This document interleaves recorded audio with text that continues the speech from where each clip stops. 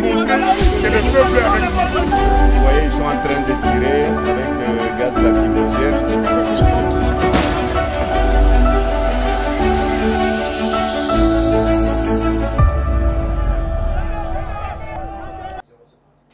Show Politique Magazine, de partout vous nous captez à travers le monde. Bienvenue, mesdames et messieurs. Totombe Bino Bolandi Molamu, na magazine Nabino, Show Politique, Oyo, GT Mag, chaîne, il y a interaction économique, politique, sociale et culturelle. Les messages européens Sabino Basango, Oyo, et outil na République démocratique du Congo. Bozali Belé, Bondimi, Kolanda Biso, Européen Sabiso Confiance, To Sepeli Mingi, na Nenge, Bozako s'abonner, na chaîne Nabiso, Bozako like, Bozako Tinda, message, commentaire, analyse. Nous par rapport à musala toza ko sala auto katindai ya ko sala ngo pona ko valoriser actualité et information na République démocratique du Congo ko pesa yango na ndenge elongo bani boza ko landa show politique dans le 24 communes ya ville province ya Kinshasa ville Oyo et Kambami na Daniel Bomba Lubaki azali gouverneur et puis Molandi Sinaye ezali Eli bazali ko kamba ville ya Kinshasa bazali ko kamba ville ya Kinshasa na ndenge bino moni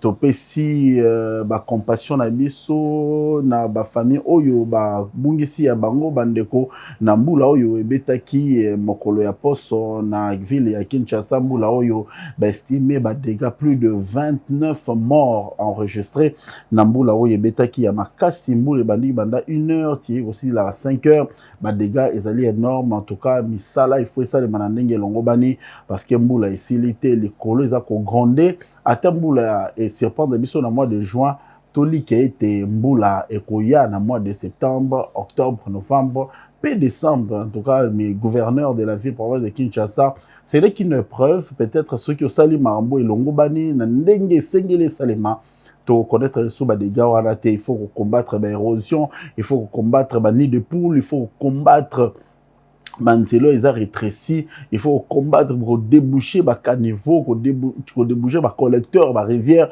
pour na lelo soki mbule beti bato bazali na makala bazali na njili bato bazali bisika nyonso ba connaître ba dégâts oyo to connaître te Kinshasa mboka ya bananka Kinshasa mboka ya bapende Kinshasa mboka oyo to tombeli bino poso elamu lelo tozali lundi semaine ebandi eliki na biso ezali ete nzambe oyo apesi biso botani ya tongo akomonisa biso bokoti ya poko epi tokozala na semaine oyo na nzoto kolongono pe lokumu ezonga epai na ye topesi bino lisusu matondo bino bato boa kolanda biso libanda ya mboka boza kolanda biso na Paris boza kolanda biso na Congo Brazzaville tozali kopesa bato ya sans frontières bambote mingi po bazali ba fidèles téléspectateurs ya émission oyo show politique magazine toyebisi bino vocation na biso ezali tokende mosika tosalela bino mosala na ndenge elongo bani ba effort oyo nyonso bozali komona ezali ba effort ya moto moko te ezali ba effort ya toute une équipe batie mayele batie ba moyen pour na mosala esalema ndenge elongo bani tolandi générique ya show politique. Show politique magazine ndenge komami na etando eke na bino boromoni na se ya ekran na bino wana toche compte na biso M-Pesa Orange Money na Airtel ba compte wana tofungoli yango pona bino ba fidèles téléspectateurs na conseil mo pesa ki biso bongi mosalo isalema contribution na yo participation na yo et opesa biso makasi ya ko pérenniser musala o ya ko pesa yango mpifu yo moto za na mwa lo meya na M-Pesa tindela bandeko na yo ozali na mwa lo meya na Orange Money tindela bandeko ozali na mwa lo meya na Airtel Money otindeli bandeko na yo pona tozwa makoki ya osala mosala ona ndenge longo bani bana na bino basala ka bazali na besoin ya ko assurer survie na bango pona bayeba comment kosala mosala oyo mboka epesi bango na ndenge longo bani losako mingi na mokonza mboka oyo awuti lwala bakuna na kolwezi esika de 12e session il y a conférence de gouverneur et Salemaki Longo Nyana Fifi Masuko azali gouverneur ya mwana mwasi a transformé ville ya Luala Bape province ya Kolwezi na ndenge bato baki ko kandidater na lobaki na show politique eleki Kinshasa keba Kinshasa ezala ngele pour Luala ba Kolwezi za koya na vitesse mo comprendre te to moni échangeur à Kolwezi to moni aéroport nezaki inauguré par le chef de l'État to moni ba bâtiment administratif ebele etongami. Kinshasa Daniel Bumba otongi nano eloko te. Kinshasa Daniel Bumba osali nano eloko te. Koyebisa biso te ozali ville minière te, ozali ville oyo erekoltaka ba redevance ebele na mambotali impôt. Ozali na ba institution awa ebele, ozali na ba entreprise awa ebele. Daniel Bumba fongola misu pesala musala o elongo bani. Tozali kotala musala ozali kotala sala na Gombe. Soki na koti na avenue du Livre, na koti na ba avenue zinga ya Notre-Dame de Fatima et soki ka wana te. Olingo pesa bato accès bakota grand marché pour fongola grand marché, mais ba ke accès yo pesa bakota grand marché bato aso ba bimba okela banda ko na bango. A okota grand marché bien mais pona bima ke ndako na yeso nzeli za mabe osali le côté. Donc il faut ça la makambo oyo elongo bani na tango oyo population quinoise a payé confiance le chef de l'État. Kinshasa ezali siège ya institution to la laté to fungola miso pona mosala et ça la ndenge longo bani. Boza ko la choc politique de partout à travers le monde. Pesi biso makasi pempifo. Yo zali na libanda ya mboka numéro na biso yango wana. Soki olingi otinda contribution na yo pona mosala o esalema komito ngesa matena numéro na biso benga comment tokozwa contribution na yo pe toko ya awa to sala exercice ya redevabilité ya koloba ko senga bino matondi ya koloba ba partenaire ba bailleur de fonds o bazali ko participer na mosala oyo to pe si mbote mingi na David Mbabu oza kolanda biso depuis Manchester azali kuna na Londres tozali kopesa yo na mama Sandra na bana nyonso bisika bozwami azali partenaire monene ya JT Mag oyo lelo avandi kuna azali kotalela pe azali kozimele mamno azali koleka na République démocratique du Congo azali ba jeune libota oyo etie maele na bango bakei koyekola pona baya kosala pona mboka ekende liboso topesi bino bambote bisika bozali nzambe a batela bino bisika bozwami. Actualité na République démocratique du Congo ezali dominé comme vous le savez na Mambi euti na Assemblée nationale. Assemblée nationale a kabi Constant Mutamba et pas justice. Vital Kamerhe a kabi Constant Mutamba et pas justice te landela ye. Alobite que Constant za moibi. Habite que Constant yibi. Mais il égard, il y a un grief au procureur, après la Cour de cassation, Firmin Vonde, à la Kissi Assemblée nationale, Bota la moto, Boza Osalanaye, Bota la moto, Azali ministre de la Justice, na Kangiye, na Loboko, na Nzungu, na ebite intention, Zaki Fongola Mofinu, Kotoa Mosuni, Botu na intention, na Zaki Nene. Loko la caméra zui abi ba yo sikoyo ba moni loboko na yo na Nzungu na loboko na yo ke na Nzungu onga ko fungola Nzungu tozwa Mosuni loko la makambo wana ezako na nyamunyamu abi bo ça va ye yo botu na ye alinga ki azwa lo Mosuni to alinga kaka fungola Nzungu ba question wana Constant Mutamba ko répondre en devant ba juge oyo Vital Kamerhe apesi ndingisa na chambre na ye l'Assemblée nationale était Constant Mutamba azala jugé par rapport à grief faut ba reprocher. Vous vous souviendrez Maramuzoza Koloba peut-être bato bazali koyeba yango te Constant Mutamba a été mis en cause par rapport à des détournements de deniers publics, par rapport à des détournements ya mbongo ya l'État, par rapport à des tournements ya mbongo destinés à la construction de la prison ya Kisangani évalué à près de 19 millions de dollars américains. Le procureur après la Cour de cassation a lobby que intention ezalaki parce que mbongo wana nzele bimeli na esike fandeli elongo bana ki ezala bongo te. Le premier ministre Mutamba oyokaki autaki ba tourner na yazongi na Kinshasa salaki assemblée ya kafu na ministère na ye pona kolakisa ke azali innocent ayibi mbongo ya l'état te aza kosana lema bato baza ko reprocher bazali ba ennemi na ye bato baza ko reprocher bazali na conflit contre ye balingi ba bebi samsala yazali kosala ata bongo te assemblée nationale ayoki te assemblée nationale a pesi ndingisa na Firmin Vonde Firmin Vonde, le procureur après la Cour de cassation Alandela ministre Constant Mutamba.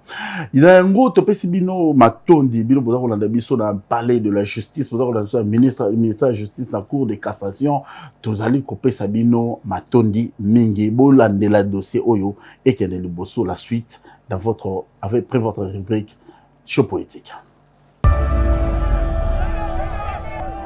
Show politique magazine to beteli bino to ibisi bino to sengi na bino ba papa ba mama ba ndeko bisika boza kolanda biso toza na posa ya kosunga toza na posa ya kosalela mboka mote metonda posa ya kosala ya kokaba mozangi kokaba nini nzambe to sengise na yo bomengo bwanya pe mayele bosimba biso na maboko bato mitema malamu bato nzamba tutie bango motema bosimba musala wekende liboso tozwi ndaka ya kopesa bino information tozwi ndaka ya koinformer tozwi ndaka ya koservir mboka tozwi ndaka ya komemela bino ma information o bino bolingi toye lokola bana ya mawate toyeka lokola parce que nous sommes au milieu de nos frères et de nos sœurs ba numéro na biso yango wana so moteme tutie asa la geste de cœur, geste d'amour, pour da kosunga bato nyonso bazali kosala awa pe sunga pe mboka to kende liboso.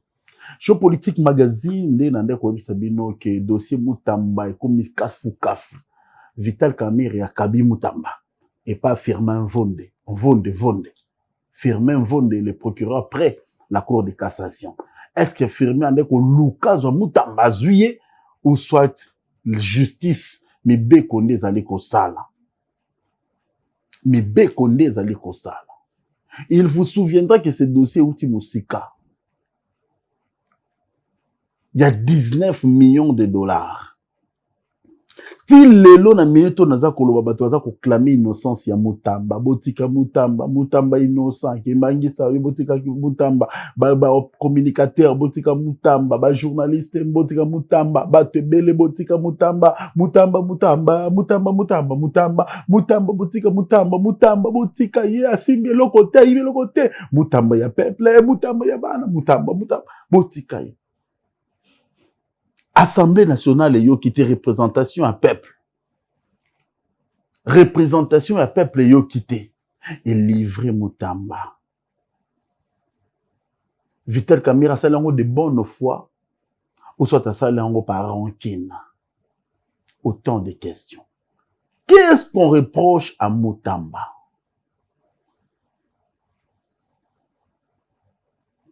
Dans un passé récent, bato baza ko comprendre to même matata ponyo yiba ba dossier belé ya fourrage to mona bato bazwa to mona ba détournement mambe ba lampadaire to mona ba détournement mambe belé ba bukanga lonzo ba rambe belé na ministère environnement to mona ba détournement bato baza koloba bisote ba même to mona acharnement oyote autour ya Mutamba salini. Est-ce que la commission mise en place pour traiter la question du détournement par le présumé détournement, si le mot me permet, si je peux me permettre de dire ça ainsi, le présumé détournement, où il va accuser le ministre de la Justice. Est-ce que la commission est instituée dans l'Assemblée nationale va sali musala na ndenge longobani? Pour na lelo comme plénière se saisir, rapporter un joli attendre décision wana o lelo zali ko pesa procureur après la cour de cassation Mutamba a déféré par la justice. La première ronde on dirait Tokoloba Kenvon daza gagné.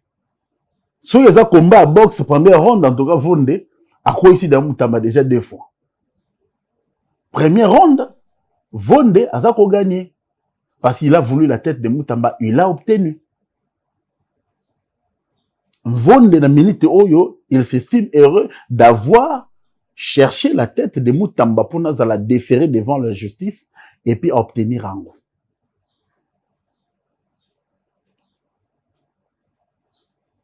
Si quoi ceux qui au-delà, parce que l'Assemblée nationale ne reprendra qu'au mois de septembre, parce qu'il va y avoir vacances. Babetil kamango dada. Bamoni makambo ya Nicolas Kazadeza nango sans objet. Bazongi si Mutamba babeti dada bapesi pas Firmin Vonde. Siko Firmin Vonde akosala nini? Pona dossier oyo population mon éclairage.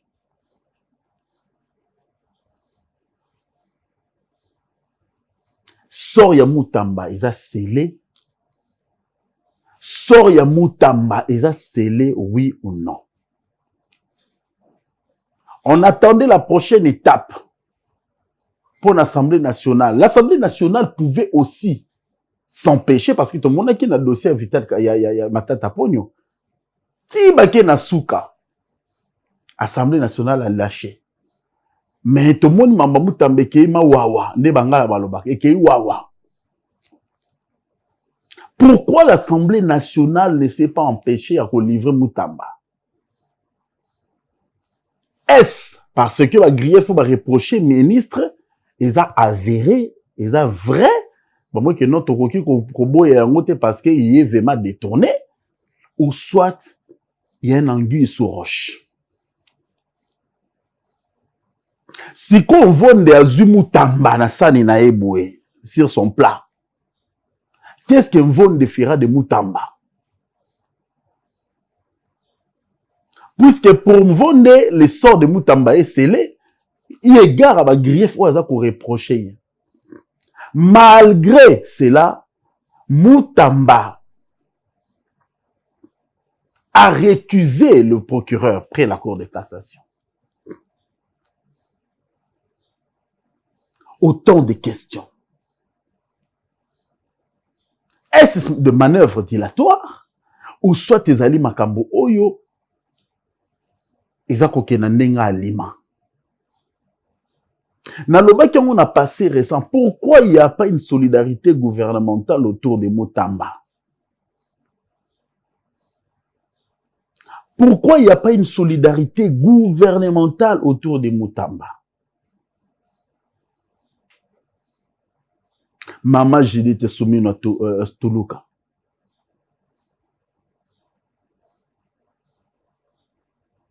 Ministre d'ailleurs, alingi à la déférer devant ba juge pour na likambota li corruption.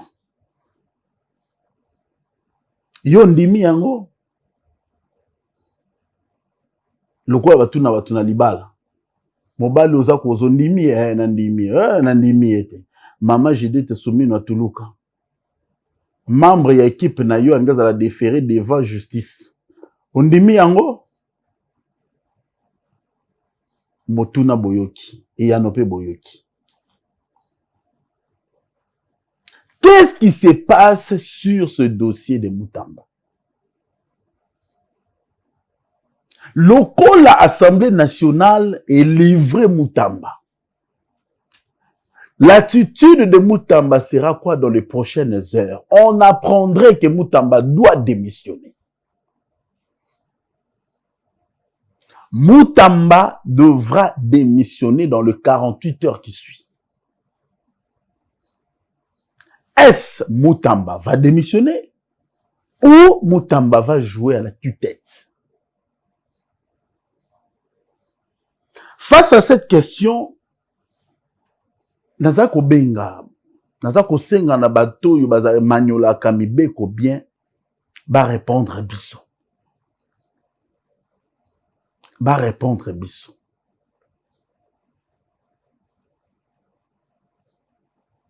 Si Mutamba ne démissionne pas, après que l'Assemblée nationale ait pris l'option de livrer devant justice, qu'est-ce qui va devenir? Est-ce que procédure où ils allaient enclencher pour Mutamba de la Cour de cassation à l'Assemblée nationale, de l'Assemblée nationale à la Cour de cassation, ils allaient vrai. Et ceux qui procédurent roi ils allaient vrai. Mutamba a récusé procureur après la Cour de cassation. Nani a co-jugé Mutamba. Face à ces flous, j'ai pensé appeler juriste, professionnel et droit. Donc, tenter de bien Maître Emmanuel, aza fidèle téléspectateur, on a vu depuis Paris. Toyoka avinaye par rapport à Makambo Oyo, baza ko reprocher Constant Mutamba na mambo etali présumé détournement, il y a 19 millions de dollars américains. Mbongo ebele. Maître Emmanuel Azali, téléspectateur Mounene ya show politique, aza kolanda biso depuis Paris. To pensa ki to benga pour apesa biso ba éclairage na makambo oyo etali dossier Mutamba. Lelo Assemblée nationale a oti ko livrer Mutamba na assemblée na maboko ya justice. La suite des événements et kozala ndenge toza ko tenter ko benga Maître Emmanuel toyeba yazali kolanda biso depuis Paris pour approche na ye ezali nini par rapport ya dossier oyo ya Mutamba.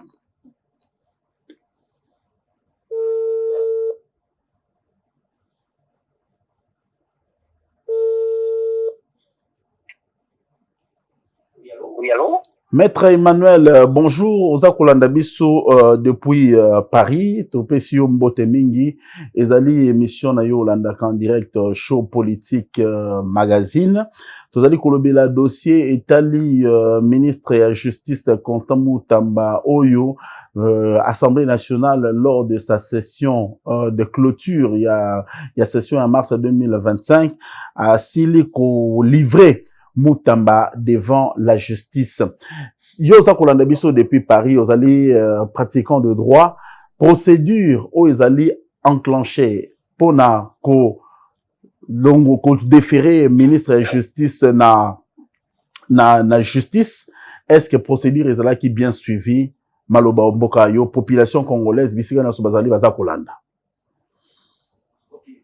Merci beaucoup, monsieur le journaliste. En tout cas, c'était la partie na ndenge botali ta kunangana intervenir na makambo za koleka na mboka bon na pétition de la en tout cas félicitations à Mutala pour la retard légal de Kitoko courage dans son avis.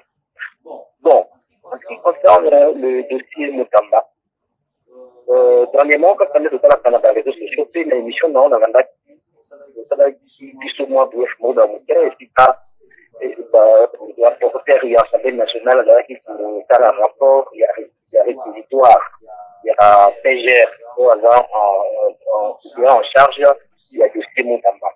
Il y avait plus de 10 griefs, même 12-13 déjà sortis sur la personne du ministre Mutamba, qui est en charge de la justice et de la République du Congo. En ce qui concerne le présumé détournement, il y a 19 millions de dollars, dont la lobby qui va déjà loger apparemment dans la compte et en petit.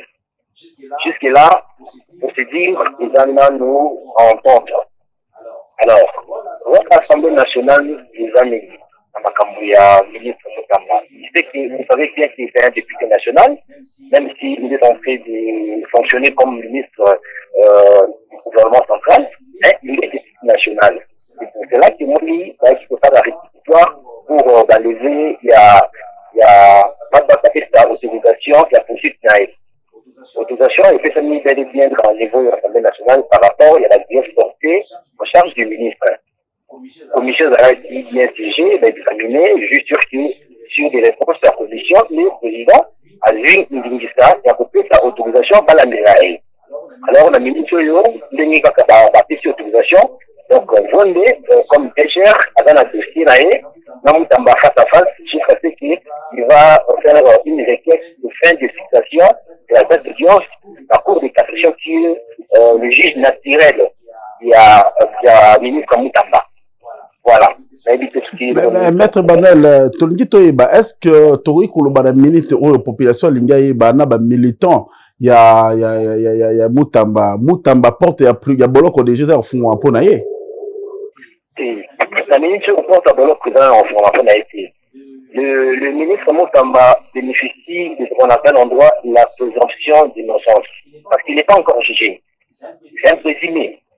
Le juge parce qu'il y a encore une autre branche, il y a un niveau de la justice. Parce que, faut dire que ceux qui, le PGR a signifié inscription préparatoire naïe et qui a trouvé qu'il y a des indices sérieux de culpabilité qui incriminent le ministre Mutamba, là, il sera déféré devant le cours de tribunaux. Donc, dans sa qualité, comme ministre de la Cour de cassation, qui va les juger. Donc, si le TGR trouve qu'il y a des indices sérieux d'instabilité, là, il sera déféré devant la justice. Et la justice aussi va faire son travail, la Cour de cassation. Il va juger le présumé incriminé, il va le juger. S'il trouve que le présumé, hein, il a un temps, ou il a raison, il peut lui décharger, il peut lui chercher.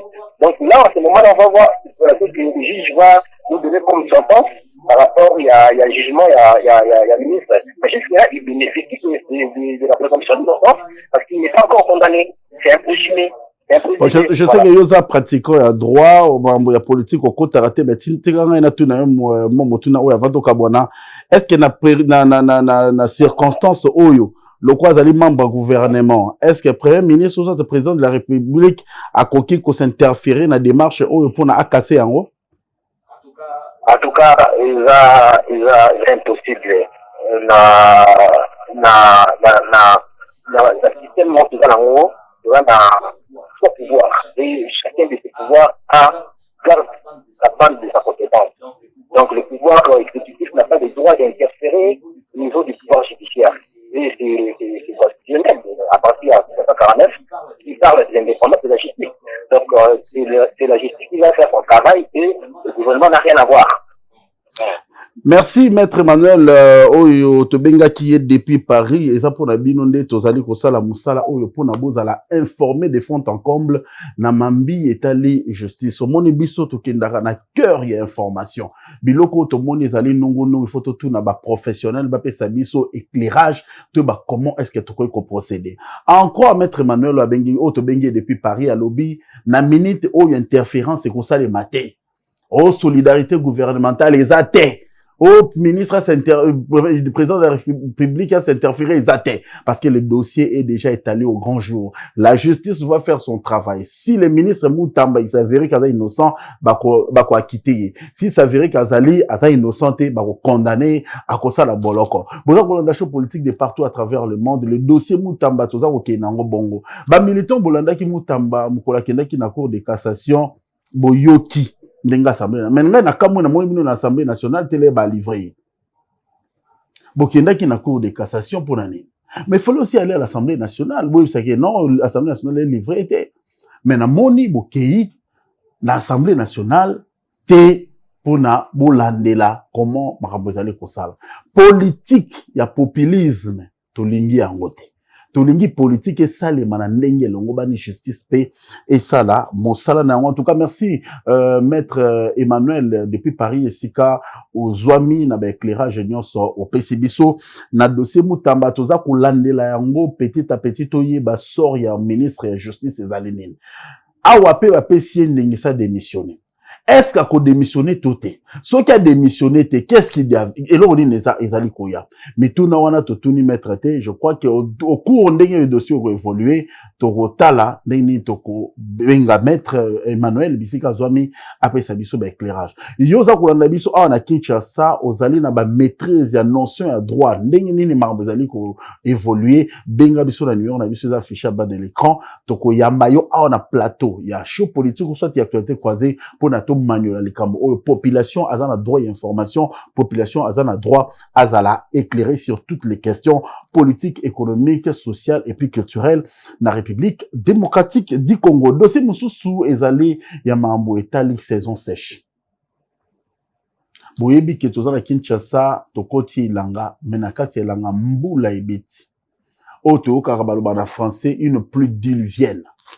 Mbula beti na weekend oti koleka mbula sali ba dégâts lelo soko tali na biki na ba image baza kolakisa biso et pas le superviseur patron poza ko mona ndenge Kinshasa etondaki toutes les 24 communes ezaki touchées Matete, Lemba, Kisenso, Ngaba, Njili, Masina, Limete, partout inondation ezalaki. Toyebite, les Kamango, les gens appellent de partout. Donnez-moi le temps d'évoluer. Maï o etondi na ville à Kinshasa, to mi poser question. Les mbou les akobeta, le gouverneur Daniel Bumba, azaki na Lualaba. azali participer à la conférence de gouvernement. Azala te, quand il y a une bonne politique, la population ne va pas pleurer. Tout le monde a qui Daniel Bumba Luba qui est moi et tondaka na mayanjili et tondaka debordaka Daniel Bumba azo ki pirogue, azo ki kano a côté a kende okabela bato ba biscuit na kuna na debonom. Awa sikoyo mbule beta ki yo sala kite. Bato oyo mayezwaka bango. Bato mayezwaki bango oyo bochaki na stade de Martyrs sort na bango lelo totu na kayu ezala anine. Lelo ville à Kinshasa a enregistré 29 morts. À la suite ya mbule wetaki weekend. Au monde que tout ça là qui est loko morote Daniel Bumba. Politique ya kwa agir d'urgence. Mbongo bimaka na procédure ya urgence. Mabe ce que yé ton gato agir en urgence. Où en sommes-nous? Tolingi to sala nini pona Congo pona ko sécuriser bana ya Congo. Dans d'autres cieux, même Mboule beti to yebi inondation sala en France, en Allemagne, en Belgique, mais l'État a toujours pris des précautions pour nous protéger la population. Mais chez nous, c'est le contraire. Il y a même pas longtemps, même pas 5 mois, même pas 3 mois, Mboule beti les sous. Et puis d'après ma prévision météorologique, Mboule tika la tami balé to misa tu fue beta. Soki li kolo yoke li biso mawate. Quelles sont les prévisions? Ma prévision est alignée. Heureusement, naza ko saluer fort. Il y a entreprise Aron Sef. Moussala mouné naza ko sala kuna na érosion ya bolikango. Boza ko mona ba image ya drone. Érosion wana libenga wana ezalaki makasi. Entreprise oyo a fouti ba habitant bazaki environnant. A fouti bango bambo na bango yo moni misalo ebandi ko salema. Ezali ka misali salemi no ya ebandeli. Mais tala ndenge baza ko bunda, tala ndenge baza ko aplanir, tala ndenge machine eza ko kota. Na lika ete ti to koma na fin du mois ya juin. Ba ko endiguer érosion oyo. Pour na ba sauver pont Lubudi o eza na Kanluka.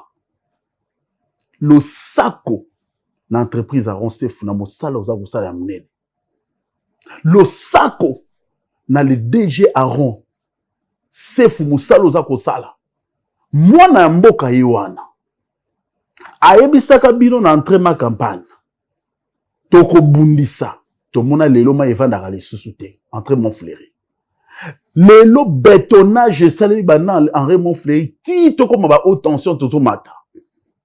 Aron Sef. Ce qui te continue à venir à Katikati, Aron Sef. Je ne fais pas la pub de cette entreprise, mais nous sommes sur terrain, tout ça comme mon amoussal et zakosal. Un travail certifié par l'Office des voiries et drainage. Et kiti na érosion. Ya bolikango ba moni musala ba na mboka baza kosala. Ba pesi bango longonia. Continuez dans cette lancée. Toyebi défi ezali. Ba défi ezali. Vous n'allez pas dormir. Le gouverneur de la ville doit soutenir ce qui est fait. L'érosion yabolika on a lalo. Il faut à soutenir. Population est beti maboko na musalo Aron Sef eza kosala biso to pesi bino longonia. Continuez dans cette lancée. Tozali na simana bino toza kota l'évolution ya musala. Le col à la voix du peuple, c'est la voix de Dieu et le travail que vous allez faire et que de liboso, liboingawana et kozipama. Bamboula ekoya na septembre, bamboula ekoya na octobre, bamboula ekoya na novembre. La politique, il faut savoir prévoir. Oiza kosale malelo, ezali oyo toko récolter lobby. Le gouverneur Daniel Bumba ouvre l'œil et les bons. Tala makambo eza kosala na o eza kosala mate. Tala ba entreprise o baza kosala na ba o baza kosala te. Yeba kolandela, ko encourager et puis ko féliciter. Surtout ko collaborer na batoyo bakata ndai kosala pona ko sauver population congolaise si pakinoise. Show politique alelo et Sukiawa, Kimia, na mabota na bino.